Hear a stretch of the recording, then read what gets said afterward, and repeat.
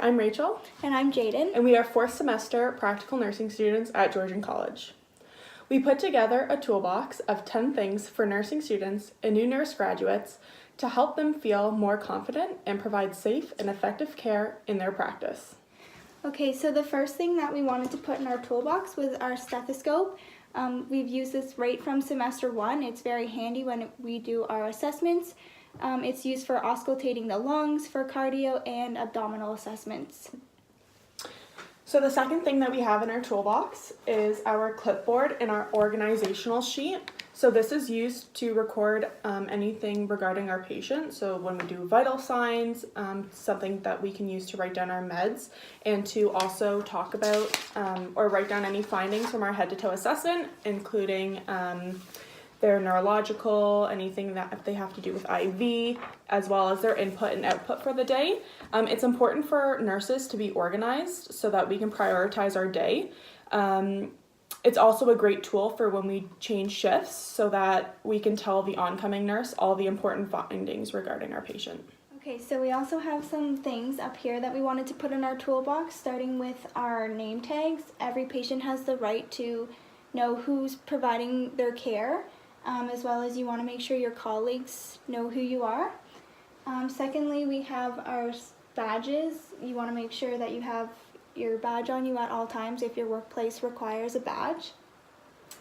We also have our watch. It's really handy to have on you all the time when counting respirations and beats per minute. Not all patients have clocks in their rooms, so it's just handy to have that all the time. You also want to make sure you have black pens because you can only document on legal documents with black pens. It's also good to have a highlighter just to highlight any important things that you need to do throughout the day, just for a reminder. And chapstick's always good too because nobody likes dry lips. So next in our toolbox is our hand sanitizer. So hand sanitizer is important to nurses because it's important for us to stop the chain of infection. So hand sanitizer is great to get bacteria off of our hands so that we don't infect our patients. The only time that we ever need to really wash our hands is if they're visibly soiled or after every 3 times of using hand sanitizer. It's also really important to have water bottles with you because as important it is for your patients to be hydrated, it's also important for us nurses to be hydrated. Okay. So, in second semester, we started learning about our head-to-toe assessments as well as focused assessments, so we wanted to add in these cue cards. The first one is a respiratory assessment. So the respiratory assessment cue card is just reminding us of the different breathing patterns and what we're looking for and where to auscultate.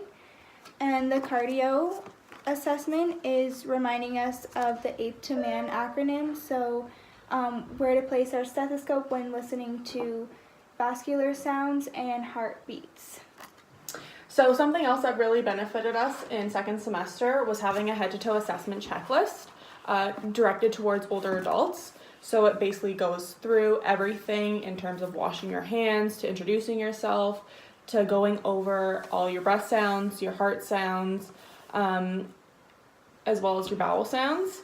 It's important to always check for edema. This was a really great tool for us so that we had something to physically go through as we were still kind of learning in that semester.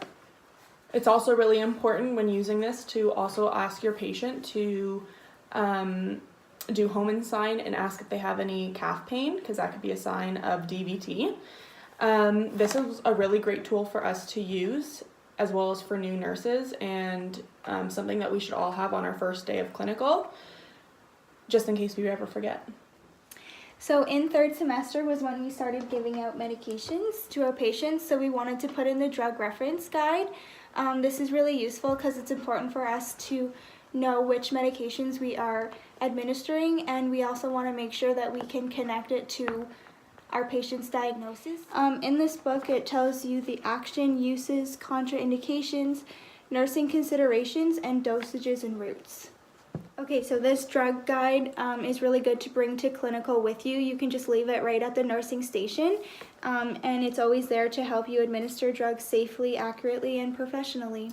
So in third semester, it was all about mental health and all about postpartum and labor and delivery. So it's really great for us to have these cue cards that talk about some pediatric vital signs, because sometimes we may confuse ourselves with normal adult vital signs.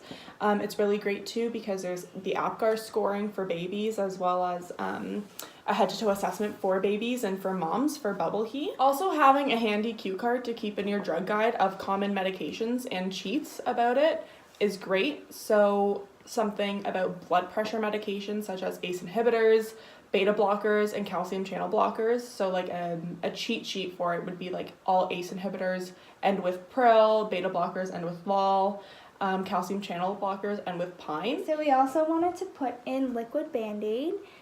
This is really good because if you cut yourself at work, you're washing your hands and sanitizing them constantly, so a Band-Aid is just going to fall off. So liquid Band-Aid is good for helping stop the chain of infection. So in semester 3 was when we started doing 12-hour shifts, which most of us weren't used to. So being on our legs all day, we were super tired.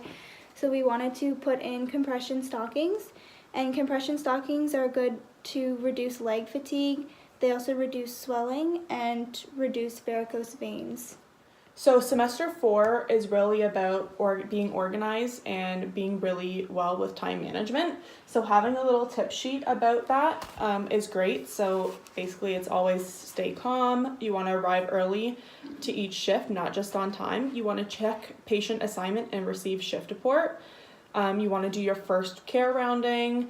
And when you're doing that, it's very important to follow the 5 Ps, so which includes position of the patient in bed, your pain assessment, personal care, proximity of personal belongings like your phone or the call bell, and plugins like IV pumps, catheters, and bed alarms.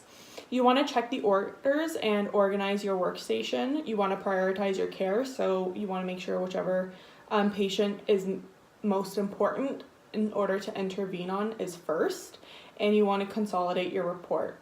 So lastly, in our toolbox, we wanted to put a common lab value cue card. In semester 4, we really started learning about common lab values in our med-surg class. So we wanted to put this cue card in there. This cue card will help us remember the normal ranges of common lab values, and hopefully will help us connect the dots if our patients' lab values are high or low. So next we have 5 documents from the CNO that we think are useful to nursing students. So the first one that we have is Practice Standard Professional Standards, revised 2002. So we chose this document because it kind of goes over everything in it. So it talks about accountability, continuing competency, ethics, knowledge application, leadership, and relationships, such as therapeutic nurse-client relationships and professional relationships. Okay, so the next document that we wanted to add in our toolbox from the College of Nurses is Practice Guideline, Conflict Prevention and Management, and we chose this because we think it's very important for new nurse graduates to be able to handle conflict professionally and appropriately. So this document is very useful because it talks about the nurse-client conflict prevention and management strategies, as well as conflict with colleagues, workplace conflict, and role of the nurse in formal leadership positions, such as preventing conflict among staff members and managing conflict among staff members. So the next document that we thought was useful from the CNO is Practice Standard Documentation, revised 2008. Documentation is used to monitor a client's progress and communicate with other care providers, and it also reflects care that is provided to the patient. So we thought that documentation is important because it talks about communication, accountability, and security. So the next CNO document that we thought would be beneficial would be Practice Standard Therapeutic Nurse-Client Relationship, revised 2006. So we thought that an important component to the nurse-client relationship would be trust, respect, professional intimacy, empathy, and power, which it talks about in the document. The document also talks about therapeutic communication, client-centered care, maintaining boundaries, giving and accepting gifts, and protecting the client from abuse. So the last practice standard that we wanted to add into our toolbox from the CNO was Practice Standard Medication. So we wanted to add this because being a practical nurse, you are constantly administering medication to your patients. So we chose the medication document because it talks about nurses' accountabilities when engaging in medication practices such as administration, dispensing, medication storage, inventory management, and disposal. So there are 3 components to the medication document. The first one is authority. Nurses must have the necessary authority to perform medication practices. So nurses can only accept orders that are clear, complete, and appropriate. The next component is competence. So this talks about how nurses need to ensure they have the knowledge, skill, and judgment needed to perform medication practices safely. Okay, the third component in the medication document is safety, and this helps new nurse graduates identify strategies to minimize the risk and misuse of drug diversion, medication error, and adverse reactions. Okay, so this concludes what we would put in our toolbox to help new nurse graduates in their practice. Thanks for watching!